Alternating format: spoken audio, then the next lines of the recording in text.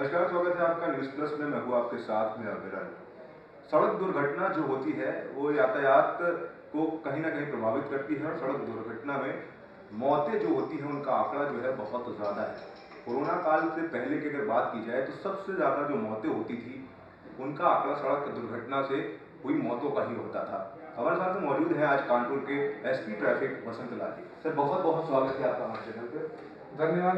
बात की जाए सड़क दुर्घटनाओं की बात की जाए, उसका आंकड़ा जो हमारे देश में है, कोरोना काल से पहले हुई जो मौत के आंकड़े थे उसमें सड़क हादसों में सबसे ज्यादा मौतें होती थी। प्रति 3 मिनट में एक मौत जो सड़क दुर्घटना में होती थी। तो सर, इसके लिए किस तरीके की तैयारियां रहती हैं? यातायात माह के अंतर्गत किस तरीके की तैयारी की जाती है आपके द्वारा, सरकार द्वारा? कि यातायात माह बेसिकली हम लोग इसलिए मनाते हैं तो पिछले कई वर्षों से मनाया जा रहा है, जिसमें यातायात के नियमों का मूल रूप से जनता को बताना, उन्हें अवेयर करना, उन्हें जागरूक करना, जिसमें सीट बेल्ट लगाना, हेलमेट पहन के चलना, अपने पेपर पूरे रखना, बाएं से चलना, रफ ड्राइविंग न करना, तेज ओवर स्पीड न करना, नंबर प्लेट सही रखना, और जहाँ भी चौराहे पर गाड़ी अगर रुकती है आपको तो इलेक्ट्रॉनिक सिग्नल हो या मैनुअल, दोनों का सम्मानजनक उनका सम्मान करना और उनके निर्देशों का पालन करना। जितना ज़्यादा यातायात के नियमों से लोग जागरूक होंगे उतना ज़्यादा वाहन दुर्घटना की, कम से कम मैं कह सकता हूँ दावे के साथ कि उसमें पूरी तरह तो नहीं, लेकिन एक प्रभावी नियंत्रण हम लगा सकते हैं। कभी कभी दुर्घटना होती है, कोई हादसा होता है, तो एक्सीडेंट होने के बाद में अगर कोई घायल पड़ा भी होता है तो लोग उसे हॉस्पिटल पहुंचाने के लिए डरते हैं। कहीं ना कहीं हमारे ऊपर कोई कार्रवाई हो जाएगी, कोई किसी तरीके का पुलिस परेशान करेगी। तो सर, इसके लिए लोग जागरूक नहीं है, इसके लिए थोड़ा सा मैसेज हमारे चैनल के माध्यम से। लोग जागरूक नहीं है, बिल्कुल सही कह रहे हैं आप। और मैं आपको ये भी बता दूं कि हाईकोर्ट, माननीय हाईकोर्ट की रूलिंग आ गई है, गवर्नमेंट के निर्देश आ गए हैं कि अगर आप किसी दुर्घटनाग्रस्त व्यक्ति को देखते हैं, रोड पर आके आपके सामने कोई दुर्घटना हो जाती है और व्यक्ति हाईली इंजर्ड है, तो बेधड़क आप उसका उपचार करें, अपने गाड़ी में लेकर के हॉस्पिटल में ले जाएं, ले जाके हॉस्पिटल जाएं। और अब हॉस्पिटल वाले कोई नाम पता कोई नहीं पूछेगा, कहाँ से ला रहा है, कौन ला रहा है। अब उद्देश्य केवल ये है कि इंजर्ड को जितना ज़्यादा कम समय में दुर्घटना स्थल से अस्पताल तक पहुंचाया जाए।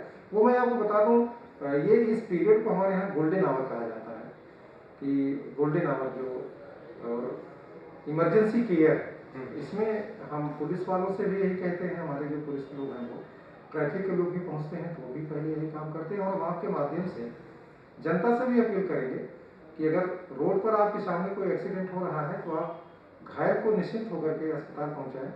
आपका नाम पता गोपनीय रखा जाएगा, कोई आपसे को प्रश्न नहीं करेगा कि आप कहाँ से ला रहे हैं, इस तरह की कोई क्वेरी नहीं होगी। ऐसा भ्रम लोगों में रहा है पहले, अब भी बहुत सारे लोग मानते हैं, बट ऐसा कुछ है नहीं। ये बहुत अहम जानकारी बताई सर ने कि ये जो जानकारी है वो गुप्त रखी जाएगी, आपकी पहचान। अगर कोई सड़क पर आपको दुर्घटनाग्रस्त मिलता है तो उसे हॉस्पिटल जरूर पहुंचाएं। तो जिस तरीके से कोविड चल रहा है तो एक जिम्मेदारी और आप लोगों की बढ़ गई है कि मास्क को लेकर के, तो वो किस तरीके से आप हैंडल कर रहे हैं? कोविड के मद्देनजर कुछ नियम बदले हैं क्या अपील करने के यातायात नियमों में?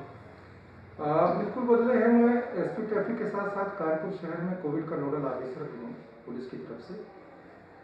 कोविड का जो प्रभाव था, थोड़ा सा नियंत्रण बीच में कानपुर में हुआ था, अभी शुरुआत में, नवंबर माह की शुरुआत में, तब तो ठीक था। लेकिन अब आप देख रहे हैं कि अभी दीपावली का त्यौहार बीता है, फिर से पॉजिटिव केसों की संख्या बढ़नी शुरू हो गई है। ये हो सकता है सेकेंड फेज का वेव हो ही, बट इससे हमको अलर्ट रहना है। और आपके चैनल के माध्यम से मैं जनता से अपील भी करूँगा कि कोविड के प्रति जरा सा भी लापरवाही न बरतें, मास्क लगातार लगाएं, सोशल डिस्टेंसिंग का पालन करें, सैनिटाइजर यथासंभव कोशिश करें अपने पॉकेट में रखें, जैसे आप रुमाल रखते हैं, पर्स रखते हैं, एक छोटी सी शीशी सैनिटाइजर भी अपने साथ में रखें। कहीं कोई आपका पब्लिक इन्वायरमेंट होता है तो कम हाथ उसे सैनिटाइज कर लें या धुल लें। जहाँ तक कार्रवाई की बात है, हम लोग लगातार मास्क के विरुद्ध अभियान चला रहे हैं। पर डे हम कम से कम 100 से 150 के आसपास में बिना मास्क के लोगों को चालान भी करते हैं। तो आपको जागरूक रहना पड़ेगा, जैसे कि सर ने बताया कि मास्क लगाना जरूरी है। मैं भी मास्क लेके आया हूँ, मैं अभी बोलने में दिक्कत होती है, इस वजह से मास्क मैंने निकाल के रख दिया है। तो मास्क जरूर लगाइए। और साथ में जो यातायात की जो चीज़ें हैं, जो जिस तरीके से सर ने बताई कि नियम जो है उसको पालन करना पड़ेगा। सर, बहुत बहुत शुक्रिया आपका ये सारी जानकारी देने के लिए हमें। थैंक यू सो मच, आपको बहुत बहुत धन्यवाद। और आपने इतने इम्पोर्टेंट बिंदु पर मुझे और जनता के बीच में लाकर के हर एक माध्यम का काम दिए। Thank you so much. तो जागरूक होइए, यातायात नियमों का पालन करिए, क्योंकि जब आप घर से बाहर निकलते हैं तो कोई ना कोई आपका इंतजार कर रहा होता है, ऑफिस में भी या कहीं आप जा रहे होते हैं वहाँ पर भी, और ऑफिस से जब आप घर आ रहे होते हैं या कहीं से भी आप घर आ रहे होते हैं तो घर वाले आपका इंतजार करते हैं।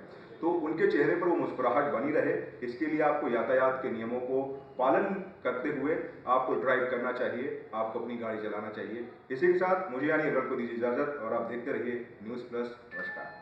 लेटेस्ट खबरों से जुड़े रहने के लिए हमारे चैनल को सब्सक्राइब करें और बेल आइकन को प्रेस करना ना भूलें।